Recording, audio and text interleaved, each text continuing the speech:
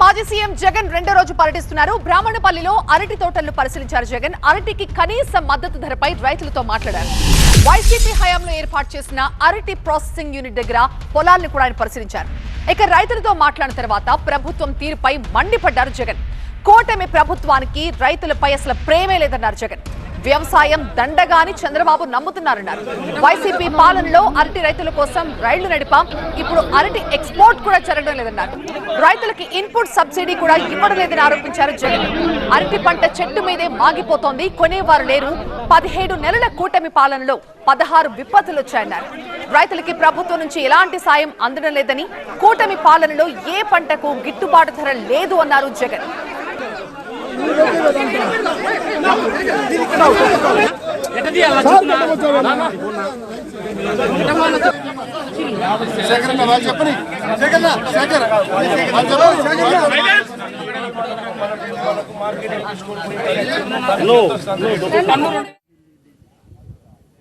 బనగానపల్లి నుంచి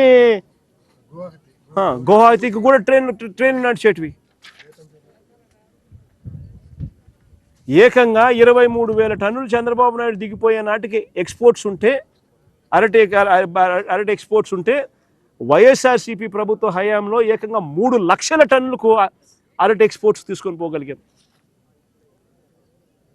ప్రతి అడుగులోనూ కూడా రైతుకు, ప్రతి అంశంలోనూ రైతును చేయి పట్టుకొని నడిపిస్తూ, ఆర్బీకే పరిధిలో తోడుగా ఉంటూ, continuous monitoring of agricultural price and produce ద్వారా ఆర్బీకేల పరిధిలో ఏ రైతుకు కూడా రేటు తగ్గిన పరిస్థితి ఎక్కడా కూడా రాకుండా మార్కెట్లో కాంపిటీషన్ క్రియేట్ చేస్తూ, కొనుగోలు చేస్తూ, రైతును ఆదుకుంటూ నిలబెట్టిన ప్రభుత్వం వైఎస్ఆర్సీపీ ప్రభుత్వం. సెంట్రల్ గవర్నమెంట్ అవార్డ్స్ ఏకంగా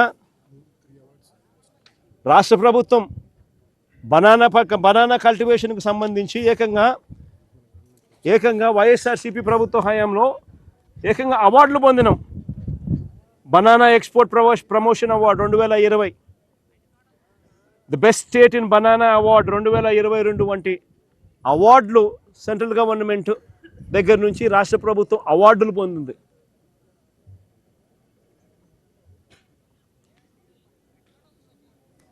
NCRB, ICAR, national research centre for banana, NCRB and association of banana exporters award. ఇటువంటి సంస్థలన్నీ కూడా రాష్ట్ర ప్రభుత్వాన్ని గొప్పగా చూస్తూ అవార్డులు ఇచ్చిన పరిస్థితి నుంచి ఈరోజు పరిస్థితులు ఇది. నిజంగా ఇలాంటి దారుణమైన పరిస్థితి చూడాల్సి వస్తుందని చెప్పి ఏ పొద్దు కూడా అనుకోలే. చంద్రబాబు నాయుడు గారి హయాంలో ఈరోజు అలాంటి దారుణమైన పరిస్థితి వస్తూ ఉంది. ప్రతి విషయంలోనూ చంద్రబాబు నాయుడు గారు ఏదైనా జరిగినప్పుడు డ్రామా చేస్తాడు. వెంటనే చేసేస్తాము, వెంటనే 10,000 మంది రైతులతో ఫోన్లో మాట్లాడాడు అంటాడు. వెంటనే ఇదిగో చేసేస్తున్నామని అంటాడు. మొన్న ఏమంటాడు, ఉల్లి రైతుకి ఏమన్నాడు, హెక్టార్కి 50,000 అన్నాడు. దాని ముందు 1,200 రూపాయలు పర్ క్వింటాల్ కొంటానన్నాడు. అది కొనలా. అది పోయి మళ్ళీ ఆ తర్వాత 50,000 రూపాయలు పర్ హెక్టార్కి ఇస్తాడు. అది బాయా. ఆ తర్వాత scene cut. Chandrababu topic divert, మళ్ళీ ఏదో అంటాడు. టాపిక్ డైవర్ట్ చేసేందుకు ఏదో గుడిలో లడ్డు అంటాడు, ఇంకోటి అంటాడు. అయ్యినాడు ఆంధ్రజ్యోతి, టీవీ5 డంక టాపిక్ దాంట్లో డైవర్ట్ చేస్తారు. మళ్ళీ ఈ రైతులంతా మళ్ళీ రైతుల బతుకులు మళ్ళీ బస్ స్టాండే. పొగాకు రైతులైనా అంతే,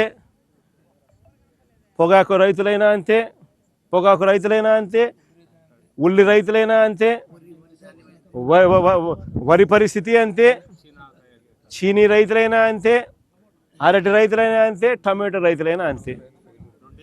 అసలు ఏ పంటలకు కూడా గిట్టుబాటు ధర రాకపోయినా కానీ ఆ ఈనాడు, ఆ ఆంధ్రజ్యోతి, ఆ టీవీ5, ఆ దొంగల ముఠ వీళ్ళంతా కలిసి రాష్ట్రాన్ని లూటీ చేస్తారు. లూటీ చేసిన సొమ్ముని వీళ్ళంతా కలిసి పంచుకుంటారు కాబట్టి చంద్రబాబు నాయుడు ఏం చేసినా కానీ డంకా డబ్బా కొట్టడం, టాపిక్ డైవర్ట్ చేయడం.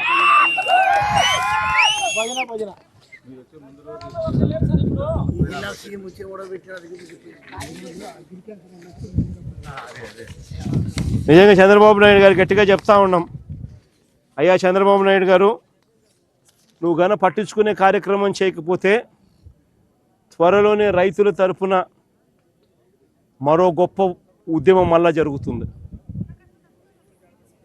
ఇప్పటికే ఫీజు రీయింబర్స్మెంట్ అందక పిల్లలు కూడా అగసాట్లు పడతా ఉన్నారు. వాళ్ళ తరఫున కూడా పోరాటం చేసే పరిస్థితులు దాదాపుగా ఫీజు రీయింబర్స్మెంట్ ఈ డిసెంబర్కి వస్తే 8 క్వార్టర్స్ ఫీజులు కూడా ఇవ్వాల. 8 ఇంటూ ఒక్కొక్క క్వార్టర్కి 700 కోట్లు అంటే 8 ఇంటూ 7 అంటే 5,600 కోట్లు. ఇచ్చింది కేవలం 700 కోట్లు.